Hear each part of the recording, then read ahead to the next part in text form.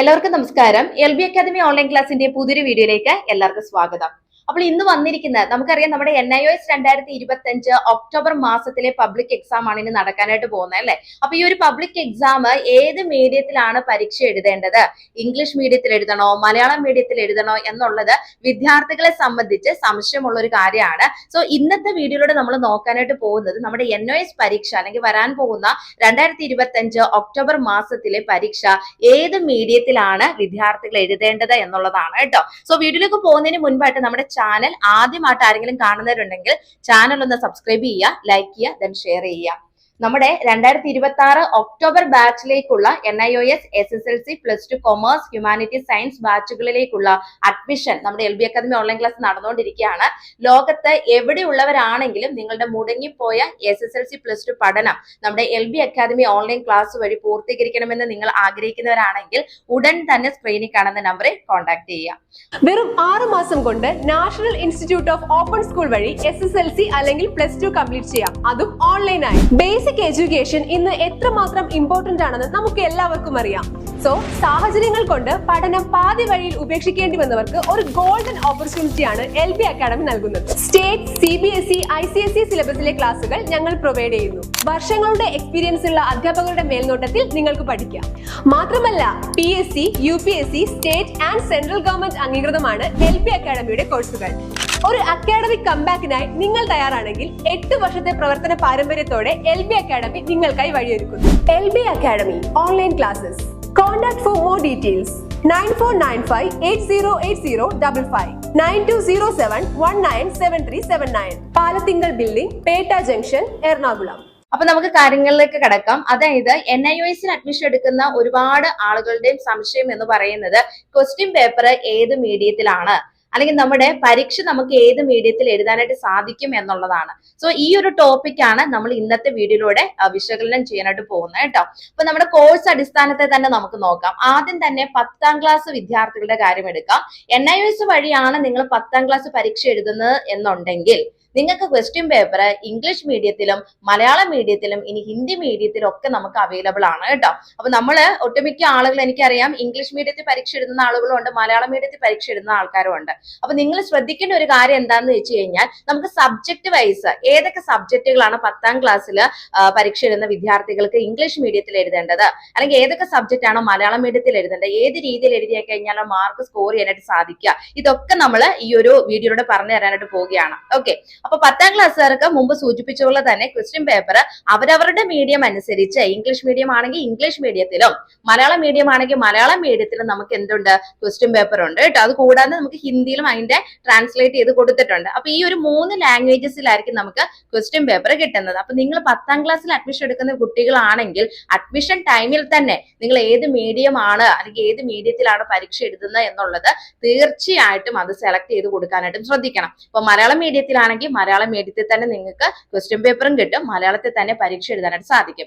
English medium ആണ് നിങ്ങൾ select ചെയ്തതെന്ന് ഇംഗ്ലീഷ് മീഡിയത്തിലായിരിക്കും ക്വസ്റ്റ്യൻ പേപ്പർ കിട്ടുക, ഇംഗ്ലീഷ് മീഡിയത്തിലാണ് നമുക്ക് പരീക്ഷ എഴുതാനായിട്ട് സാധിക്കും. അപ്പം നമ്മൾ എക്സാം സെന്ററിൽ ചെന്ന് കഴിയുമ്പോൾ ഏത് മീഡിയത്തിലാണ് പരീക്ഷ എഴുതുന്നത് എന്നുള്ളത് എക്സാം ഹാളിൽ നിൽക്കുന്ന ടീച്ചേഴ്സിനോട് കറക്റ്റ് ആയിട്ട് പറയണം കേട്ടോ. അത് പറയാതിരിക്കരുത്, കാരണം അല്ലെങ്കിൽ നിങ്ങൾക്ക് ക്വസ്റ്റ്യൻ പേപ്പർ ഇംഗ്ലീഷ് മീഡിയത്തിൽ തന്നെ കിട്ടും. അപ്പൊ മലയാളം മീഡിയത്തിൽ പരീക്ഷ എഴുതുന്ന കുട്ടികൾ മലയാളം മീഡിയത്തിലാണ് ഞങ്ങൾ പരീക്ഷ എഴുതുന്നത് എന്നുള്ളത് കറക്റ്റ് ആയിട്ട് അവിടെ പറയാനായിട്ട് ശ്രദ്ധിക്കുക. ഇനി ക്വസ്റ്റ്യൻ പേപ്പർ നമ്മൾ പറഞ്ഞു ഈ മീഡിയം അനുസരിച്ച് തന്നെ ലഭിക്കും എന്നുള്ളത്. അപ്പൊ എക്സാം നമുക്ക് എന്താണ്, നമ്മുടെ മീഡിയം അനുസരിച്ച് തന്നെ നമുക്ക് പരീക്ഷ എഴുതാനായിട്ട് സാധിക്കും. ഇവിടെ 10ാം ക്ലാസ്സിൽ സയൻസ് ആൻഡ് ടെക്നോളജി, മാത്സ് ഇങ്ങനെയുള്ള വിഷയങ്ങളൊക്കെ നിങ്ങൾ ചൂസ് ചെയ്തിട്ടുണ്ടെങ്കിൽ അത് കറക്റ്റ് ആയിട്ട് നിങ്ങൾ എന്ത് ചെയ്യണം, ഇംഗ്ലീഷിൽ തന്നെ എഴുതാനായിട്ട് ശ്രദ്ധിക്കുക. ഓക്കെ, അതുപോലെ തന്നെ എക്കണോമിക്സ് എടുത്തിട്ടുള്ള കുട്ടികൾ ഉണ്ടാവും, അക്കൗണ്ടൻസി എടുത്തിട്ടുള്ള കുട്ടികൾ ഉണ്ടാവും. ഇങ്ങനെയുള്ള പേപ്പേഴ്സ് ഒക്കെ നിങ്ങൾ എന്ത് ചെയ്യണം, ഇംഗ്ലീഷിൽ തന്നെ എക്സാം എഴുതാനായിട്ട് ശ്രദ്ധിക്കുക കേട്ടോ. 10ാം ക്ലാസ് വിദ്യാർത്ഥികളോടാണ് ഈ പറയുന്നത്. ബാക്കിയുള്ള വിഷയങ്ങൾ നിങ്ങൾ മലയാളത്തിൽ എഴുതിയാലും യാതൊരു പ്രശ്നവും അവിടെ വരുന്നില്ല എന്നുള്ള കാര്യം മനസ്സിലാക്കുക. പിന്നെ നിങ്ങൾ പഠിക്കുന്ന സമയത്ത് ഇപ്പൊ 10ാം ക്ലാസ്സുകാരെ സംബന്ധിച്ച് അത്രയും കാര്യം പറയാനില്ല, കാരണം നിങ്ങൾക്ക് മലയാളം മീഡിയത്തിലും ഇംഗ്ലീഷ് മീഡിയത്തിലും ക്വസ്റ്റ്യൻ പേപ്പറും ഉണ്ട്, എക്സാമും അങ്ങനെ എഴുതാവുന്നതുകൊണ്ട് നമുക്ക് യാതൊരു പ്രശ്നം വരുന്നില്ല.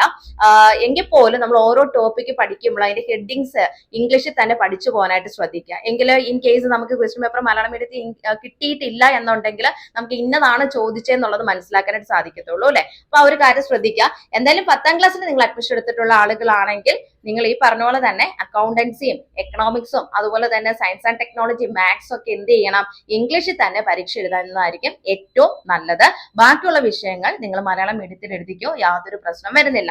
ഇനി നമുക്ക് NIOS +2 കടക്കാം. സീനിയർ സെക്കൻഡറി വിഭാഗത്തിലേക്ക് അഡ്മിഷൻ എടുത്തിട്ടുള്ള കുട്ടികളാണ് നിങ്ങളെങ്കിൽ നമുക്ക് ഗ്രൂപ്പ് അടിസ്ഥാനത്തിൽ തന്നെ പറയാം.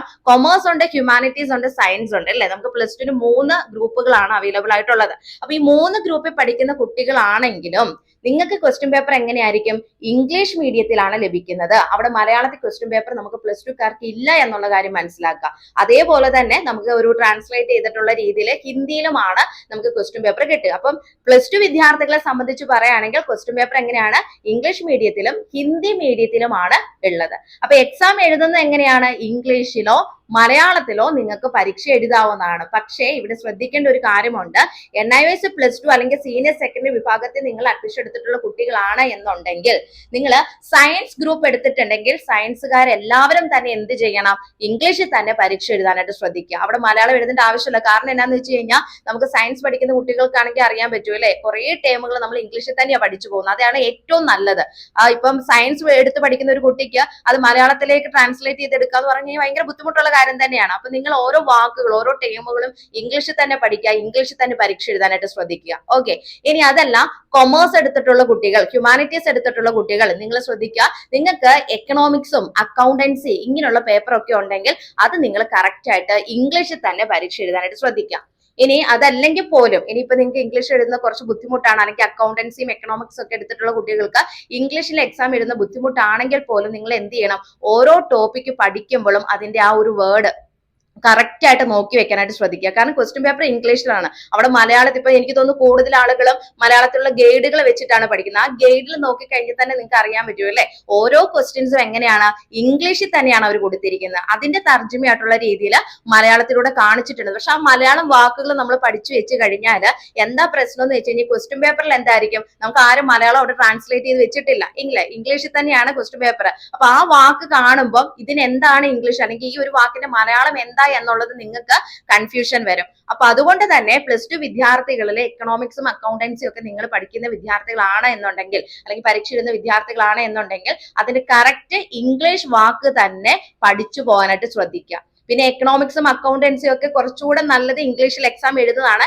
ഇനി ഒട്ടും പറ്റത്തില്ല, എനിക്ക് ഒട്ടും ഇംഗ്ലീഷ് അറിയില്ല, മലയാളത്തിൽ തന്നെയാണ് എനിക്ക് ബെറ്റർ എന്നുണ്ടെങ്കിൽ മലയാളത്തിൽ പരീക്ഷ എഴുതിക്കോ, യാതൊരു പ്രശ്നവും ഇല്ല. പക്ഷെ ആ ഓരോ വാക്കുകളും അല്ലെങ്കിൽ നിങ്ങൾ പഠിക്കുന്ന ഓരോ ടോപ്പിക്കും എന്താണ്, നിങ്ങൾ ഇംഗ്ലീഷിൽ തന്നെ ആ ഒരു ഹെഡിങ്സ് എങ്കിലും നോക്കി വെക്കാനായിട്ട് ശ്രദ്ധിക്കണം. ക്വസ്റ്റ്യൻ പേപ്പർ കിട്ടുമ്പോൾ അല്ലെങ്കിൽ നിങ്ങൾക്ക് തപ്പൽ വരും. അപ്പൊ ആ ഒരു കാര്യം ഒന്ന് ശ്രദ്ധിക്കണം. ഇനി ബാക്കിയുള്ള സബ്ജക്റ്റുകൾ, ഇപ്പൊ കൊമേഴ്സ് ഹ്യൂമാനിറ്റീസ് ഒക്കെ എടുത്തിട്ടുള്ള കുട്ടികൾക്ക് ഇപ്പൊ ഹിസ്റ്ററി അല്ലെ, ബിസിനസ് സ്റ്റഡീസ് ഇങ്ങനെയുള്ള സബ്ജക്ട്, പൊളിറ്റിക്കൽ സയൻസ് ഇങ്ങനെയുള്ള സബ്ജക്റ്റുകളൊക്കെ ഉണ്ടാവും. അപ്പൊ ആ സബ്ജക്റ്റുകൾ എന്ത് ചെയ്യാം, നിങ്ങൾക്ക് മലയാളത്തിൽ തന്നെ പരീക്ഷ എഴുതാം. പക്ഷെ അവിടെ ഒരു കാര്യമുണ്ട്, ക്വസ്റ്റ്യൻ പേപ്പർ കാണിക്കുമ്പോൾ ഇത് ഇന്നതാണ് ചോദിച്ചിരിക്കുന്നത് എന്നുള്ള കാര്യം നമുക്ക് മനസ്സിലാക്കണം അല്ലെ. അതുകൊണ്ട് തന്നെ ഓരോ ടോപ്പിക്ക് പഠിക്കുമ്പോഴും അതിന്റെ ഹെഡിങ്സ് ഒക്കെ ഇംഗ്ലീഷിൽ തന്നെ പഠിച്ചു വെക്കാനായിട്ട് ശ്രദ്ധിക്കാം. മലയാളത്തിൽ നമുക്ക് ക്വസ്റ്റ്യൻ പേപ്പർ ഇല്ല, ഇംഗ്ലീഷിലാണ്. അപ്പൊ ആ ഒരു വാക്ക് എന്നതാ ചോദിച്ചെന്നുള്ളത് മനസ്സിലാകണം എന്നുണ്ടെങ്കിൽ ഈ പറഞ്ഞ പോലെ അത് എന്താന്നുള്ളത് ഇംഗ്ലീഷ് മനസ്സിലാക്കിയാലല്ലേ പറ്റത്തുള്ളൂ, എങ്കിലല്ലേ മലയാളത്തിൽ എഴുതാൻ പറ്റുള്ളൂ. അപ്പൊ ആ ഒരു കാര്യം, ഇപ്പൊ ചില വാക്കുകൾക്കൊക്കെ മലയാളത്തിൽ തർജ്ജമ ചെയ്ത് വരുമ്പോഴത്തേനും വേറൊരു വാക്കായിട്ടായിരിക്കും വരുന്നത് അല്ലെ. അപ്പം ഇപ്പൊ തിയറി എന്ന് പറയുമ്പോഴത്തേനും അതിന് സിദ്ധാന്തം എന്നൊക്കെ പറയുമ്പോഴത്തേനും അത് എന്നാന്ന് ചിലപ്പോൾ മനസ്സിലാകാതെ വരും. അപ്പൊ ഇംഗ്ലീഷ് വാക്കുകൾ പഠിച്ചു വെക്കുക. എഴുതേണ്ട കണ്ടന്റ് നിങ്ങളുടെ ഓർമ്മയിൽ വെച്ചിട്ട് നിങ്ങൾ പഠിച്ച ആ ഒരു ടോപ്പിക്ക് കാണാതെ പഠിക്കാതെ നിങ്ങളുടേതായിട്ടുള്ള വേർഡ്സിൽ നിങ്ങൾ സെന്റൻസ് ആയിട്ടുള്ള രീതിയിൽ എഴുതാനായിട്ട് ശ്രദ്ധിക്കുക. അപ്പൊ ഏതൊക്കെ സബ്ജക്റ്റ് ആണ് ഇംഗ്ലീഷിൽ എഴുതാനായിട്ട് സാധിക്കുക, ഏതൊക്കെ സബ്ജക്റ്റ് ആണ് മലയാളത്തിൽ എഴുതാൻ സാധിക്കുക എന്നുള്ളത് ഇപ്പോൾ ക്ലിയർ ആയി എന്ന് വിചാരിക്കുന്നു. പഠിക്കുന്നതും എങ്ങനെയാന്നുള്ളത് വളരെ വ്യക്തമായിട്ട് തന്നെ പറഞ്ഞു തന്നിട്ടുണ്ട്.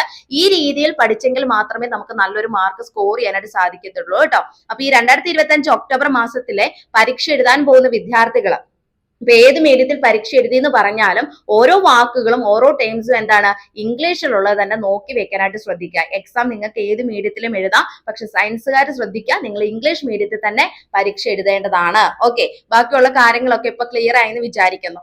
ഇനി എക്സാമിനെ സംബന്ധിച്ചുള്ള, ഇനി എക്സാമിനേഷന് പോകുമ്പോൾ നിങ്ങൾ എന്തൊക്കെ കാര്യങ്ങളാണ് ശ്രദ്ധിക്കേണ്ടത്, അല്ലെങ്കിൽ ഏത് രീതിയിൽ നിങ്ങൾ എക്സാം എഴുതി കഴിഞ്ഞാലാണ് നിങ്ങൾക്ക് നല്ലൊരു മാർക്ക് സ്കോർ ചെയ്യാനായിട്ട് സാധിക്കുക. അപ്പൊ ഇങ്ങനെയുള്ള എക്സാം ടിപ്സും കാര്യങ്ങളൊക്കെ നമ്മുടെ ചാനലിലൂടെ നമ്മൾ അടുത്ത വീഡിയോസിലൊക്കെ നമ്മൾ പറഞ്ഞു വരുന്നുണ്ട്. അപ്പൊ നിങ്ങൾ എന്താ ചെയ്യേണ്ടത്, നമ്മുടെ ചാനൽ എത്രയും പെട്ടെന്ന് തന്നെ ഫോളോ ചെയ്യുക. എങ്കിൽ മാത്രമേ വരാൻ പോകുന്ന പബ്ലിക് എക്സാം എങ്ങനെയാണ് ഈസി ആയിട്ട് നല്ലൊരു മാർക്ക് സ്കോർ ചെയ്യാൻ സാധിക്കുന്നത് എന്നുള്ള കാര്യം നിങ്ങൾക്ക് വ്യക്തമായിട്ട് മനസ്സിലാക്കാനായിട്ട് സാധിക്കത്തുള്ളൂ. അപ്പൊ നിർത്തുന്നു.